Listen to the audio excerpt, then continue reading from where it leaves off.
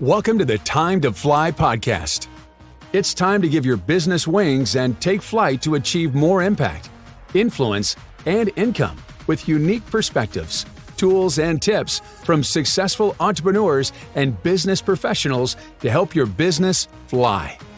Here to educate, encourage, and entertain you with their own unique perspectives and experience, plus sharing anecdotes of growing up as cowgirls.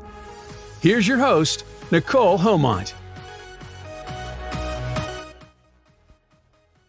Welcome to this episode of the Time2Fly Podcast, Give Your Business Wings. I am your host, Nikole Haumont. Last week, we talked about a couple different things that you needed to have done on your website. You're free to listen to that podcast at any time. Just go to time2flypodcast.com and you can see our latest episodes there. And this week, I wanted to talk to you briefly about the 12 marketing must-haves when it comes to marketing your business, at least according to me. Now, why should you listen to me?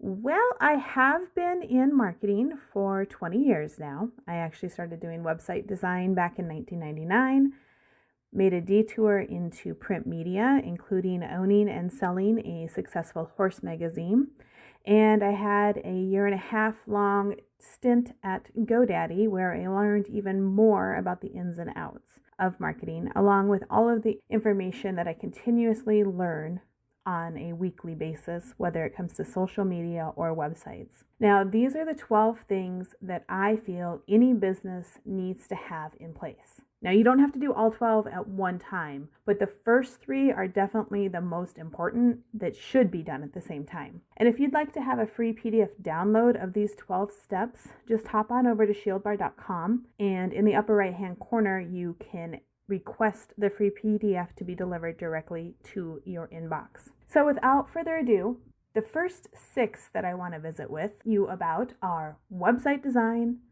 search engine optimization, Google My Business listing, digital advertising, email marketing, and branding. As I said, the first 3 that you should do simultaneously is website design, search engine optimization, and Google My Business listing. These are all intertwined. With a website, this is going to be the central hub of all of your marketing activities. You need a website that is mobile friendly, secure, branded, and well designed. Now, listening to last week's podcast, you also will probably want to consider having that privacy policy on there and making sure that it's ADA compliant. But at a minimum, make sure it's mobile friendly. Period. End of question.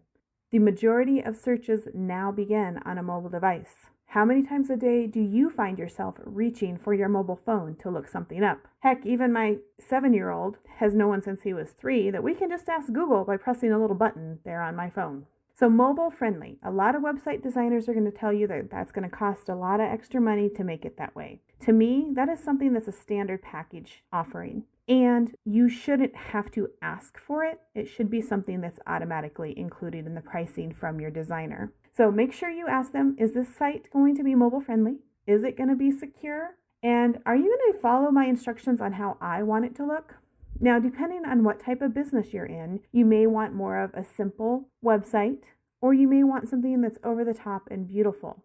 And of course, beautiful is subjective to whomever is looking at it. So make sure you have a designer who's going to listen to you and also offer you great feedback. You don't want somebody who's going to be condescending and say, well, this is how it should be. You want somebody who listens to what you have to say and explains in layman's terms, not in our geek speak, about what it would take to accomplish that. Along with your website, you need to make sure that you have search engine optimization. I include basic search engine optimization, otherwise known as SEO, in all of my sites. Some designers are going to charge you extra for it, and if you get into a lot of SEO, yes, you definitely should be prepared to pay more for it. But at the minimum, when you're writing your blog posts or creating content, just remember H1 tags, so the big text on your website, is the first thing that Google and Bing see. Now, you don't want an entire page full of H1 tags because that's going to make it hard for them to decipher what is actually important. When you're using WordPress, which I design in, there's actually a plugin called Yoast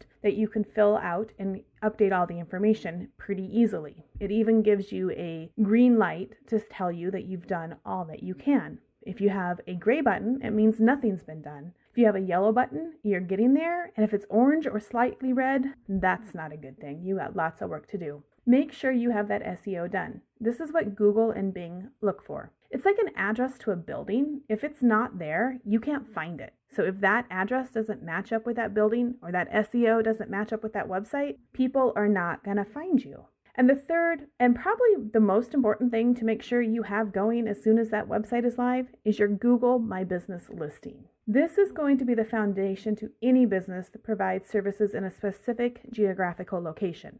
Even if you're an online-only entrepreneur, still list your Google My Business listing. You don't have to list your actual physical address so it shows up on Google. You do have to provide it when you establish your listing, but it doesn't actually show there if you make sure you clicked the correct box. If you have any questions on the GMB listing, please feel free to reach out to me. It's something I do almost on a weekly basis for clients, is double checking their listing, making sure the links work properly, making sure they have their logo and their photos uploaded. Maxing out every single section on there is going to make a huge difference. And as you grow, you're going to want to be listed on other local listings. This is a new service that we actually offer at Shield Bar Marketing, where you can be listed on almost 100 local directories. If you have questions on any of those, feel free to reach out to us at Shield Bar Marketing on that. When it comes to digital advertising, I know people are like, oh my gosh, I have no idea where to start. I don't have any money to spend on digital advertising. But I just want you to know, it's not a luxury upgrade. Even modest budgets can get great returns. So whether you're advertising on Google, Bing, Facebook, Instagram, Twitter, Pinterest, any of those, as long as you can have a small budget and you can test on those, you can start seeing results. Now, you're not going to see results immediately. You're going to need to test different ads. And if you're doing this yourself, be prepared to test at least a half a dozen ads before you ever gain any traction. If you hire a professional to do it, of course, you're going to be paying a setup fee and a management fee, but they should be able to get you results sooner than later when it comes to digital advertising. And make sure you don't sign any long-term contracts. Seriously, if we can't deliver to you within 1 month or 2 months or 3 months or keep your business going, we shouldn't deserve to have your business, correct? I believe customer service needs to come first. And of course, once you have that website up and you have people coming and checking it out, you need to make sure that you're capturing their emails and sending out email marketing. It's kind of like the yard maintenance company that shows up and takes care of things month after month. A monthly email marketing campaign will work. You need to share information, education, or entertainment and kind of lay off the whole sales pitch in your emails as far as I'm concerned. Some people may not ever actually open your email list, and there's different sides to that story of whether you should delete them off your list or not. A lot of it's going to depend on how big your list is and how much you're paying to your email provider for having that spam compliant email marketing system. But if you have people on that list, and let's say you are a company that maybe once every 3 years, they actually need to contact you. Well, if you show up in their inbox every single month, you're not trying to pitch them something, so when they do open the email, it's educational or entertaining, you will be in the back of their mind when that problem happens. For example, with a garage door repair company here in Arizona, they are one of my clients, and with garage doors, about once every 10 years is when your garage door is actually going to have serious problems, unless you run into it, or if your springs start to have problems. Well, once every 10 years, how do you keep clients coming back for more? Well, they're customers, so you have to be out there advertising over and over. But if your friend runs into a garage door and needs immediate service and they ask you, who do I call? Well, if that company has been reaching out to you on a monthly basis, you know, I got somebody in my email, let me find it right quick for you, and they can hand over the information. So email marketing is a long-term plan. Now, number 6, and some people are going to say, oh, you need to have this locked in before you do anything else. I don't necessarily agree with that, but it's the branding. The right symbols, the right colors to promote your brand will help you to stand out. They're going to help people recognize you and understand what your brand is about. However, if you don't have the budget from the get-go to get branding exactly the way you want to, just be open to the idea that anything you do online can be changed over time. As you're developing your branding, be open to changing it. What you pick today may not resonate with you tomorrow. And a lot of it's also going to depend on your ideal client and customer, who you are targeting. So you may try something and it's just not working. you can always change it. Anymore, you don't put as much stuff into print. So anything digital, you can openly change it, whether it's the banner, whether it's your logo, things like that. I would suggest having at least a color palette that you want to stay in, picked out from the beginning, but don't be locked into that you have to have these 3 specific Pantone colors on every single thing you do, and that your logo has to be on every single thing you do. You can change that stuff and grow with your business, because how you start today is going to be different than what you look like 3 years from now, what you look like from 9 years from now. So don't be hung up on making sure your branding is exactly right before you ever get to finding that first customer or client. We are now going to take a quick sponsor break. And when we come back, I'm going to go over the last 6 steps to marketing your business. This episode is sponsored by Shield Bar Marketing, saving service-based businesses time, money, and frustration. More than just a designer, but a partner helping you develop a consistent online and offline strategy. We are back. Thank you for continuing to listen to this episode of the Time2Fly Podcast, Give Your Business Wings. I am your host, Nikole Haumont, here going over the last 6 steps to marketing your business that I feel are important. Directory listings. Now, yes, I know I mentioned Google My Business as number 3 at the very beginning, and that is technically a directory listing, but you need to be on other directory listings too. All of these listings, as long as you have your website in there, will help to organically drive your website to the top of the search engines. Directory listings are not search engine optimization. SEO is done on the website. But anytime you have other websites linking back to your website, it drives that information up. So think of directory listings like the local gossip telling everyone about your fantastic service or product. So think Yelp, Angie's List, or Facebook. Those all have different listings based on your type of business. And with the advent of voice search, such as, "Hey Alexa, what do you have for XYZ?" Start thinking about different things that you're going to have appear on there too. Now, number 8 in marketing your business, YouTube. You need to be on YouTube. Video is huge when it comes to content marketing right now, and it's only going to get bigger. You can show people how to create something. You can share your desktop and show them how to do something online. You can do a video about your daily life. Whatever you do, make it engaging. You can do it from your phone. You don't have to get with the green screen. You don't have to have a professional recorder. I will say this, make sure that you're over a minute in length when it comes to recording on YouTube. Anything less than a minute, and YouTube kind of thinks you're just shooting a commercial and they're not going to rank you. YouTube is also owned by Google, and Google takes 6 to 8 weeks to index your website to show changes on your website in search engine results. However, YouTube is another search engine, and you can actually get your videos ranked within 24 hours. If you fill out the description, you add the tags, and you know all the other little tricks to coming to creating the search engine optimization within YouTube itself. I like YouTube videos because 1, people usually can get their point across. Their passion shows through. You can see their facial expressions, or you can see exactly what they're doing step by step on the computer screen. What I suggest is you get that transcribed, and then you embed the YouTube video along with your transcription into your website itself. So then you have YouTube working as a search engine for you. You have the transcription and the video on your website, which also helps with search engine optimization. Then you take pieces from that transcription and you turn them into social media posts, or you send it out to your email marketing list. You can take YouTube and make it the top of your funnel and have everything broke down from there. So think about this. Let's say you shoot a 5-minute video 1 time per month.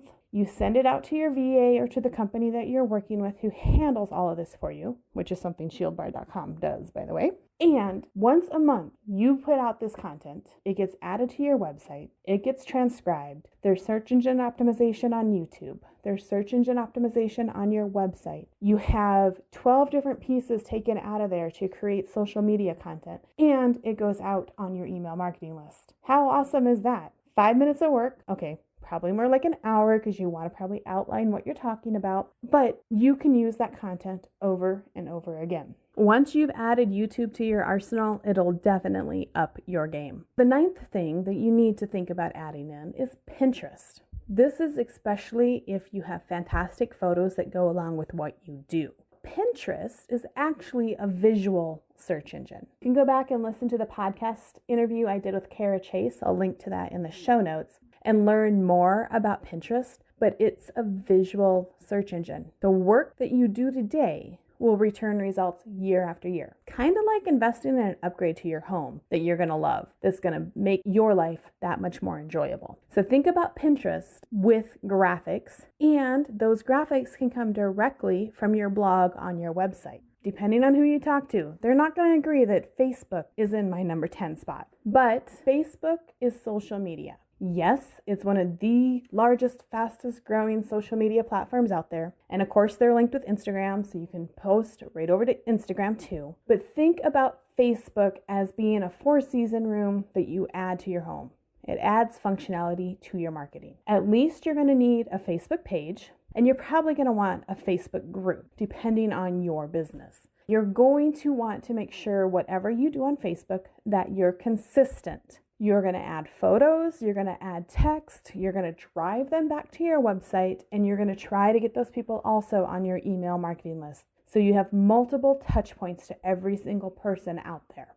Yes, I know you could build your entire business on Facebook, but that scares me because Facebook, Instagram, Pinterest, any of those can go away tomorrow, or they can totally change their algorithms. The only things you truly own when it comes to marketing is your website and your email marketing list. You can move those two things to multiple different companies depending on your budget, depending on your time, depending on if you like who you're working with or not. So think about that. Your website, you can move. Your domain name, of course, you want to keep that and you can move it if you need to. And your email marketing list, that list, you own it. Nobody else can tell you what to do with it as long as you make sure you have a backup copy of that list. If MailChimp goes out of business tomorrow, or they get sold, or if Aweber says, you know what, we're no longer going to let people add more than 2,500 names, you move it somewhere else and you're good to go. So yes, Facebook is number 10 on my list because it's something that you add once you have that website in place and you have a place to drive that traffic to connect, to learn more from you. Number 11 on my list is LinkedIn. If your perfect client is another business, LinkedIn is definitely a no-brainer. But also, depending on what kind of service you offer, you may need to be on the professional LinkedIn site. LinkedIn is kind of like Facebook. It's another social media tactic, but it's a commercial upgrade that can be a real workhorse in your marketing arsenal. So seriously consider being on LinkedIn, especially if you're business to business, or if your ideal client is that professional out there that you want to make sure you're connecting with. And now the 12th thing.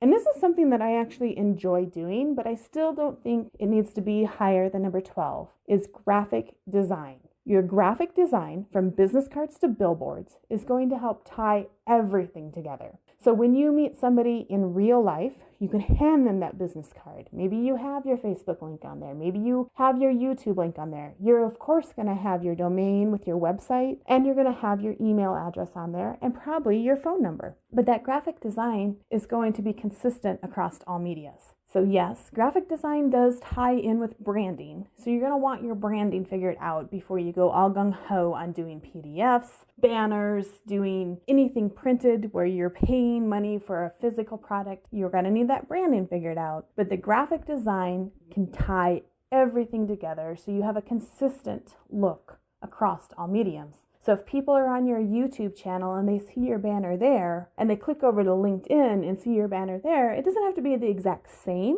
but you're going to want the same feel and the same color palette going on. So if you have any questions or you want to have this download, hop on over to shieldbar.com, fill out the little form in the upper right corner, and we'll email it to you. And of course, like any good email marketer, we're not going to rent or sell your name to anybody else. Your information is safe with me. So quick recap of the 12 steps to marketing your business. Number 1, website design. Number 2, search engine optimization, followed by Google My Business listing, digital advertising, email marketing, branding. Number 7 is directory listings, YouTube, Pinterest, Facebook, LinkedIn, and graphic design.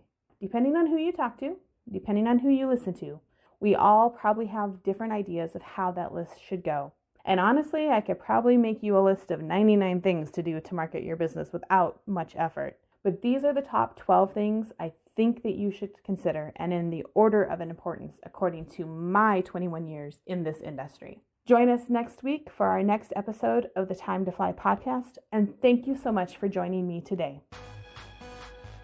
A big thank you to this episode's sponsor, Shield Bar Marketing. Be sure to visit shieldbar.com for all your marketing needs. Join our fly.